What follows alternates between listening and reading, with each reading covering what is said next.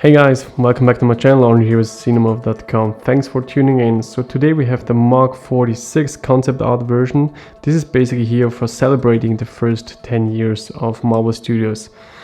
It's plain and simple a repaint of the Civil War Mark 46 figure that we got some years ago, and I did not really had much interest when it released in Hong Kong. It was so overpriced back then, and still today it costs quite a lot. I think it's over $350 US.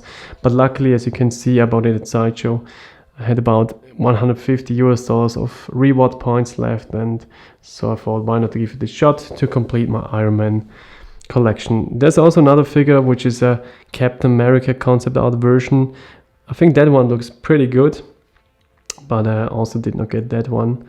Alright, so I think we have this rather quick video review, but let's get all the things covered and go into the details. First with the box.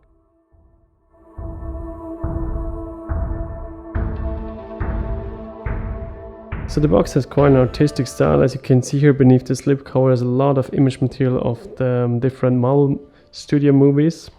Then you just can basically put this down and see a bit more details on the art style. So it has like this 10-year celebration. It has some image material of Iron Man, Mark 46 concept art version. So it's a nice and simple design, I would say. In the inner box you have the typical styrofoam packaging that they use for the diecast figures, and this is actually the 25th diecast figure by Hot Toys, the MMS489.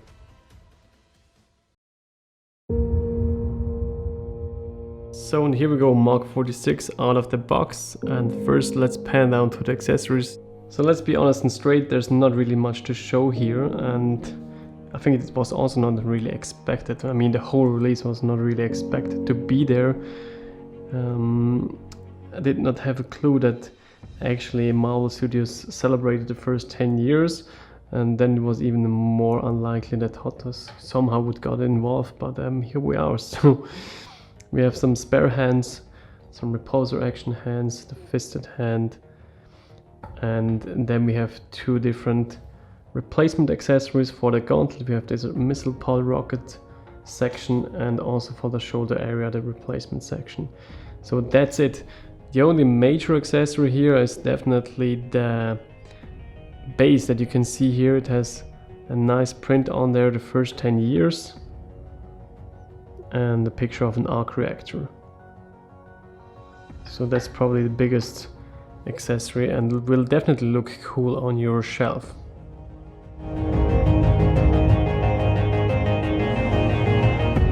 So movie authenticity, I can't really talk about the movie that the figure is based on, but if you look at the overall appearance of this character or this suit, you will notice there is a lot of golden parts on it, and the initial reaction when I saw this release was it looks more reminiscent to from the first comic look, the first appearance comic look by Iron Man. I will throw in some nice pictures from that comic area, and you will definitely have a good comparison with the different golden parts on these suits.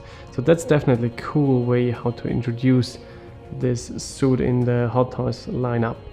Then there's another reason. So on SideshowCollectibles.com you can read about a bit in the description of the figure that this figure is actually based on a concept art by Ryan Meinerding, and Meinerding is the head of visual development at Marvel Studios and was responsible for lots of character promo concept illustrations, and foremost also for Iron Man design. So this led me a bit into thinking what is really the base for this Hot Toys figure. After my research I found out that the actual concept art was not promoted for the Civil War movie, but it was promoted for the Avengers Age of Ultron Avengers 2 movie. And if you have the Art of Avengers book for this movie, you will see here Iron Man Mark 45, actually on the second page, the concept art of Ryan Meinerding. It's actually this suit here, which is the base for the Hot Toys figure. So it has nothing to do with the Mark 46 in the end, it's all about the Mark 40.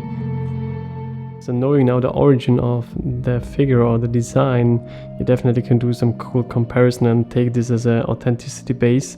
So here on the right side we have the image of Ryan Meinerding, the concept art from the Mark 45, and on the left the Hot Toys figure, and you will immediately see the differences.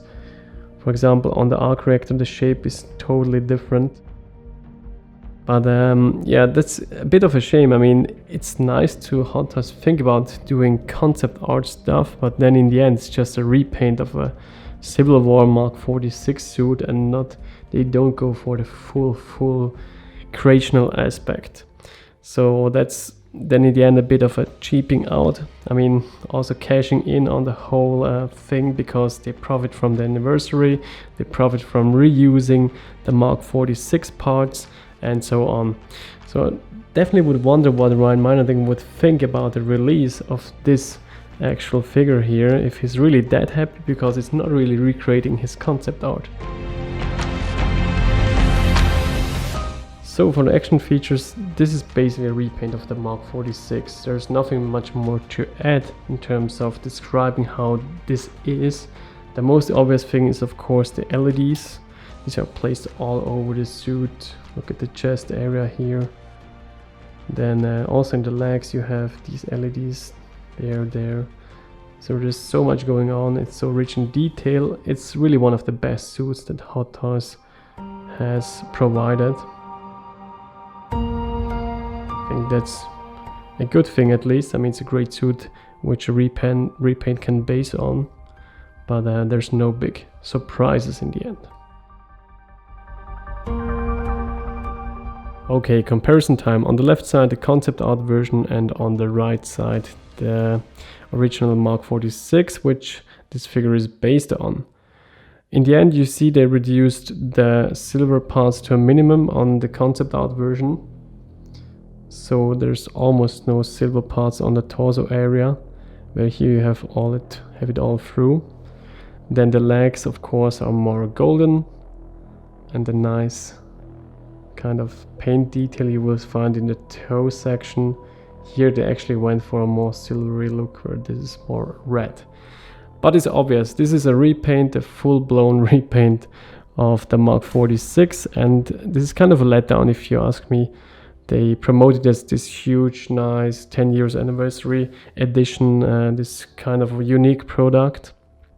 And in the end, it's not all about the idea of recreating a totally different concept art by Ryan. It's more about really cash making, money grabbing, having this really good base as blueprint to reproduce and repaint something. I mean, I totally understand them, but in the end it's not the real honest idea that they try to promote. I really wonder what Ryan is thinking. So Ryan, if you're watching this, please comment down below your thoughts. But yeah, all right, let's close this video review. Alright, let's close this video review with one last shot, which basically sums up the whole situation about Iron Man die-cast Hot Toys releases. In the end, what you can see here on this 30 centimeter square review table, this is about $2,000 worth of figures. I mean, these are at least the prices they're asked on eBay. What we have here are two repaints and the original piece that these are basically based on. Of course, this is the blueprint of the 46. This was a great thing, and I understand Hot Toys to a certain degree that they do these repaints, but it's really getting crazy, and you have to be really serious in terms of Iron Man collecting, because you shell out, I think for the 47 right now, when checking the eBay prices, I think it's about $900. You have just to be really serious when investing in these kind of figures. I have no clue if they will maintain the value, but in the end what you get are basically some amazing die-cast figures, one of the best constructed figures out in the market. Of course, the paint jobs are amazing. If you're lucky with the 47, you have some individual accessories which you don't get with the 46 concept version, but in the end these are repaints, and that's something you have to be aware of when deciding if you want to go into that investment. Alright, I hope you enjoyed this video review and this take on the 46 concept version. Thanks for watching and see you soon. Bye bye guys.